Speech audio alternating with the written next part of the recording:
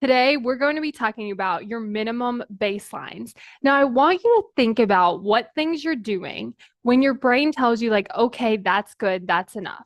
So, for me, I like to record 4 of these podcast episodes at a time. And a few weeks ago, I was actually having some really bad headaches. And so, what I decided is, like, okay, if I'm having a headache, I'm just going to do one. And then this would go over and over and over, where I'm like, okay, I'll just do one, I'll just do one, I'll just do one. And what I noticed was my brain started to adjust to that minimum baseline. So even on times that I was feeling better, my brain would be like, hey, let's just do one. And then we would do one again and do one again. And so it was really hard to actually stay ahead because I'm just doing one every single day. But what I started to think about the other day was like, wait a second, what if I decide I'm just going to do 4? Like that is the minimum baseline. Now I'm feeling better. This is what I want to do.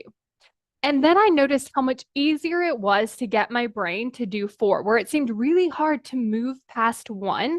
Now it's like, okay, we just do 4, so we just record them and then we're done.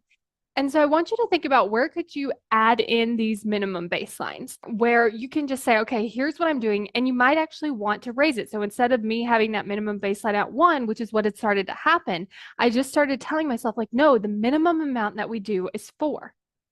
And so, as you can start to do this, you can allow your brain to make it easier to actually get the thing done because it already knows, like, hey, we're doing 4 versus you telling yourself, like, we just have to do 1. And then when you want to do another one, it feels so much harder because your brain's like, no, you said 1, and then that was it.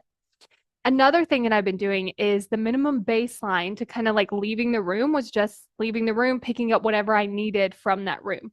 Now I'm implementing practicing like, taking something with me or cleaning something up or just organizing something before I leave the room.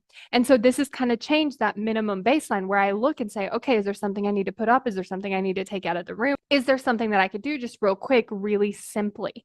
And what this has allowed me to do is just start to see these little changes because I've changed that minimum baseline. Instead of just the minimum baseline being walking out of the room, it's like, no, the minimum baseline is I'm going to take something, I'm going to organize something, I'm going to clean something before I leave the room. And so just kind of play around where you could see using a minimum baseline, either one that you haven't set or one that you might want to raise just to change how you're doing some things.